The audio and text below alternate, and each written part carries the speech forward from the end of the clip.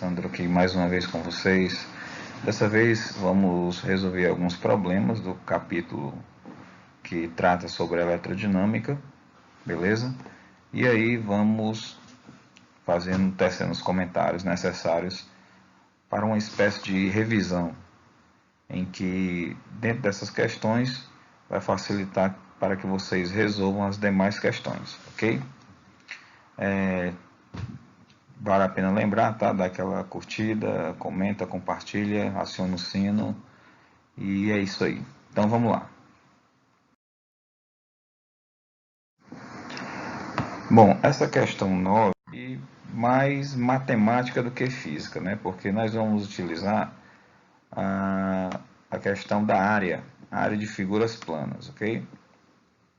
Então ele pede para a gente calcular aí a carga elétrica, né, que atravessa uma seção de condutor, tá, gente? Eu não vou estar além dessas questões. Eu peço muito que vocês estejam com o livro, tá, quando forem assistir essa videoaula. Então, qual o detalhe que nós estamos aqui? Né? Uma questão do IME, né, bastante interessante, Instituto Militar de Engenharia. Olha, aqui no eixo na ordenado nós temos miliampere, então lembra que mili é 10 a menos 3, beleza?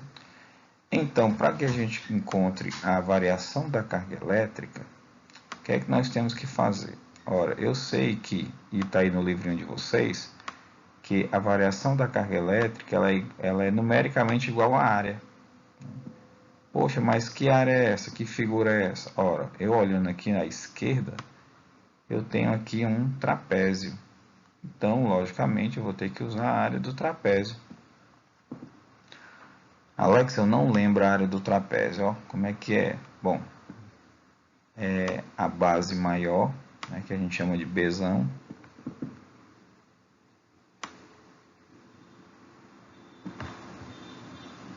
Então, mais base menor, a gente vai chamar aqui de Bzinho. Fecha parênteses, vezes a altura, dividido por 2. Então, veja que essa questão ela é mais matemática do que física. Então, agora vamos só substituir os valores. Então, olhando para a figura, a base maior ela vai do 0 a 8. E a base menor ela vai do 2 ao 4. Logo, eu vou substituir aqui, ó, 8 mais 2. Vezes a altura está aqui, ó, na ordenada, vai de 0 a 64. Então, fica 64. Com um detalhe, né? Veja que lá ela é miliampere, então vamos multiplicar aqui por 10 a menos 3, ok? E aí dividido por 2. Então isso aqui vai ser igual a... Então veja, ó, 8 mais 2 dá 10, vezes 64 dá 640, dividido por 2, 320. Então nós vamos ter como resposta 320 vezes 10 a menos 3, né?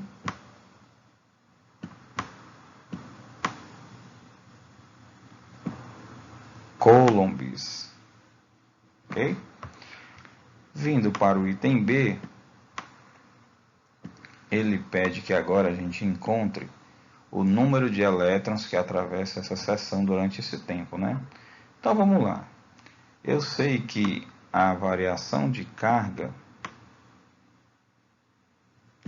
ela é igual ao número de elétrons, que é o N, né? Número de elétrons ou prótons vezes o E, que é a carga elétrica elementar. Então, isolando o N, que é o que nos interessa, vai ficar ΔQ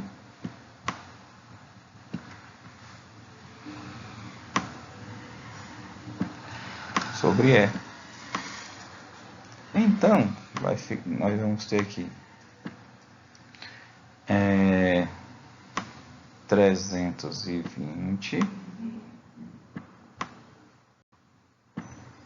vezes 10 a menos 3 dividido por 1,6 vezes 10 a menos 19, ok?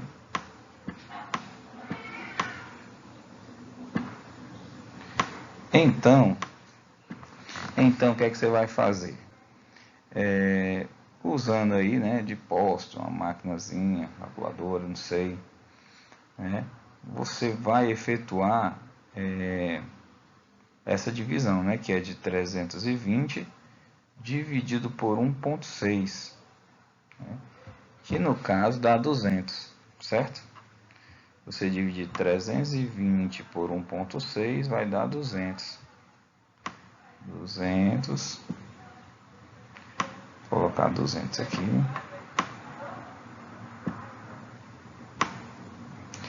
Aí, ó, o 10 a menos 3 permanece, né? Que ele está no numerador. E o 10 a menos 19, ele vai para o numerador positivo. Então, vai...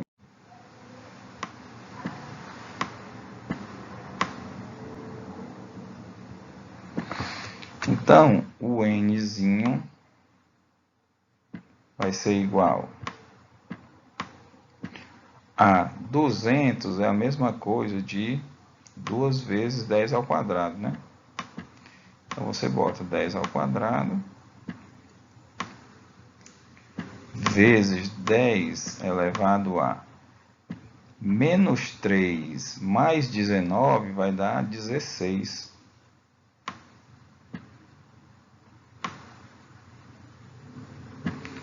Logo, nós vamos ter um valor de n igual a 2 vezes 10 a 18 elétrons, né? Certo? Então, nós fechamos aí o item B. O item C, ele pede a intensidade da corrente, né?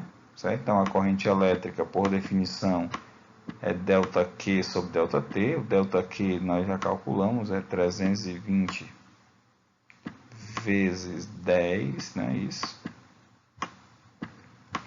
Vezes 10 a menos 3.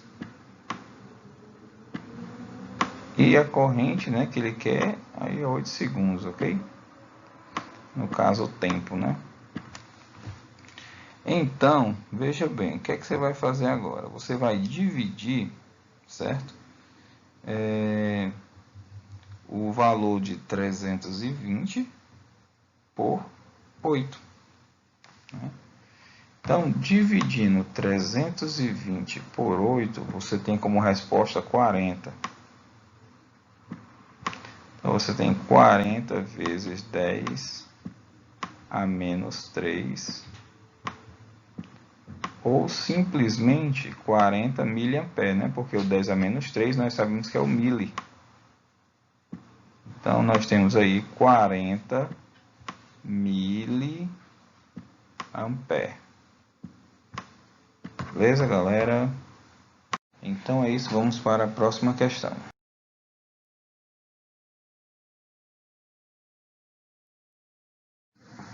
Bom, a questão 15, né? O que a gente calcula aí os valores de U e I, né?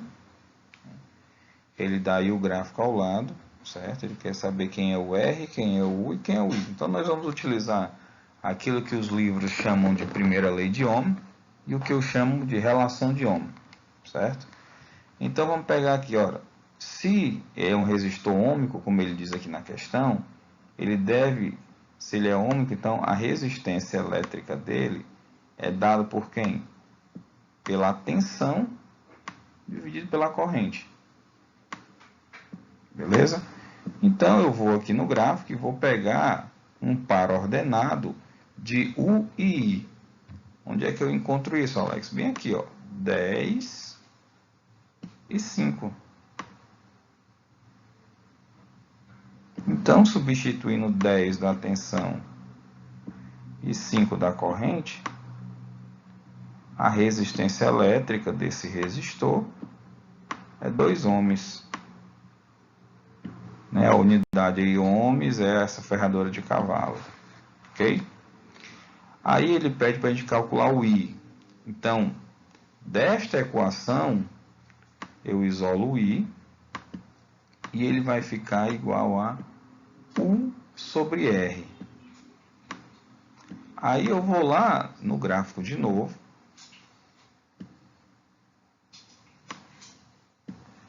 e verifico, né? Eu já sei que o R vale 2, acabei de calcular, vou botar logo aqui, ó.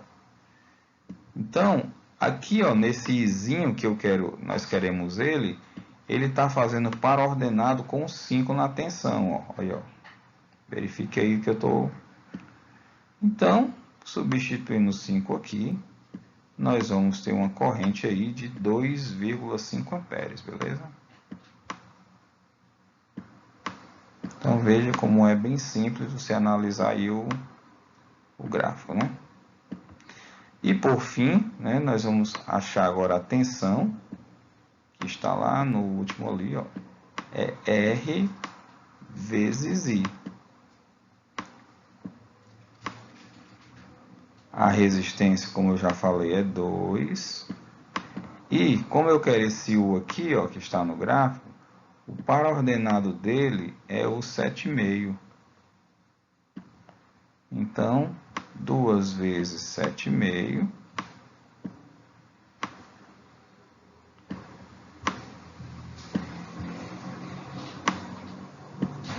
nós vamos ter uma tensão de 15 volts. Aí você me pergunta, Alex, por que que nós estamos repetindo o 2, né, os 2 ohms, e não repetimos o 2,5 amperes? Porque os 2 ohms, pelo fato de ele ser resistor ôhmico, né, a resistência é constante, beleza? Então, tensão e corrente podem mudar, ok? Mas a resistência elétrica permanece constante. Então, vamos para a próxima questão. Na próxima questão, né, nos terminais de um fio e tal, né, e aí ele pede a resistência, tá? Como eu falei, não vou ler a questão, vocês estão com o livro aí. Então, na primeira questão é bem fácil, né? A resistência elétrica, pelos dados da questão, pode ser dado por U sobre I. Ok? Essa equação é uma equação geral, né? Não é uma equação específica, então a tensão, olhando aqui, ó, na esquerda de vocês, 220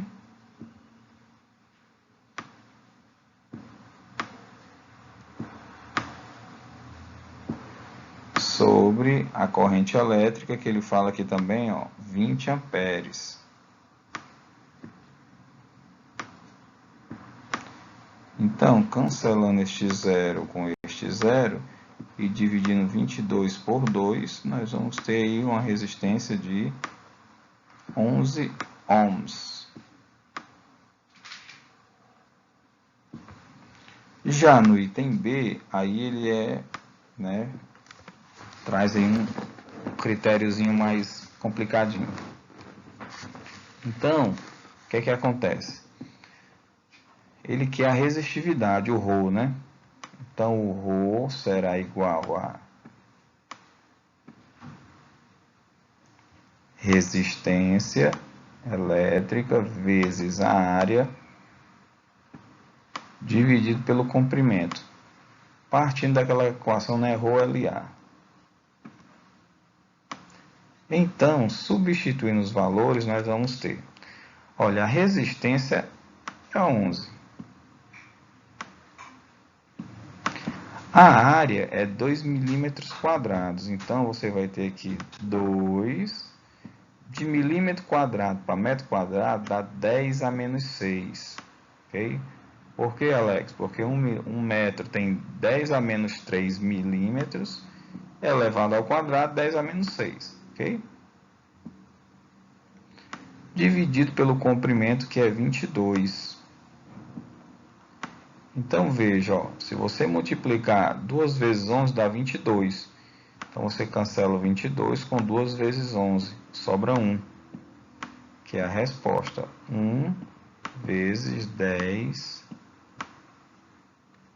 a menos 6 ohms.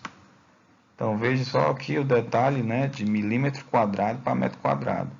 Você divide por 10 a menos 6, tá bom? Então, vamos para a próxima questão e última. A última questão é a questão 20, né? Tá um gráfico aí. Então, ele pede para a gente comparar, né, aí dois fios, tá? Então, vamos lá. Primeiro de tudo, como se trata aí de um resistor ôhmico, eu verifico que a resistência elétrica dele vale, né, dividindo aí, ó, vale 110 ohms. Certo? Analisando o gráfico aí, a letra está meio feia, mas é assim mesmo. Então é o seguinte, ele fala o seguinte, eu vou colocar um aqui e 2, porque ele vai falar de um fio 1 e um fio 2, ok? Então ele fala, né, que esse fio foi utilizado na construção de um aparelho e tal, aí, né, comprimento, L, não sei o que e tal. O raio é 1 milímetro, aí durante a manutenção ele resolveu trocar esse fio. Ele diz que o novo fio é feito com material idêntico, então o ρ do fio 1 é igual ao ρ do fio 2. Outra coisa que ele fala é que material idêntico, mesmo comprimento, então significa que o comprimento do fio 1, né, é igual ao comprimento do fio 2.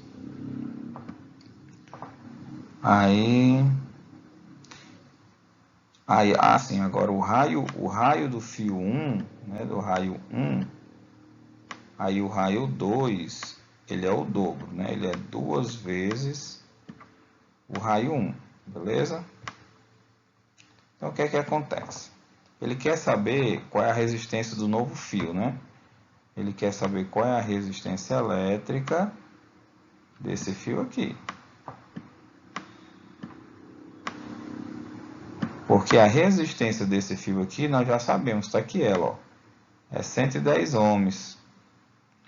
Então, vamos lá, galera. Vamos aqui, ó. A resistência, tá? Ela é, pela equação, ela é igual a ρ L sobre a área, beleza? Só que é o seguinte, gente. Comparando os dois fios, ó, o R ela é proporcional ao ρ. É diretamente proporcional ao ρ. Só que o ρ do fio 1 é igual ao ρ do fio 2. Então, não tem nenhuma alteração. Os comprimentos também, ó. Então, também não vai haver alteração, mas vai haver na área. Como se trata de um fio, é a área do círculo, né? Π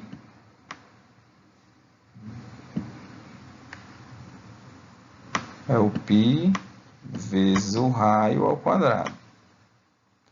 Então, significa o quê? Ó? Olhando para a equação, resistência e área são inversamente proporcionais, ou seja, se eu aumentar a área, eu vou estar diminuindo a resistência. Então, veja bem, ó, o fio 2 é o dobro do fio, né? O raio do fio 2 é o dobro do raio do fio 1. Então, significa dizer que eu já me liga aí, ó, que como eu estou aumentando a área, eu vou ter que diminuir a resistência. Enquanto, Alex, veja que o raio aqui está ao quadrado, ó, e aqui ela é o dobro, né? O raio 2 é o dobro do raio 1. Se é o dobro, 2 ao quadrado dá 4.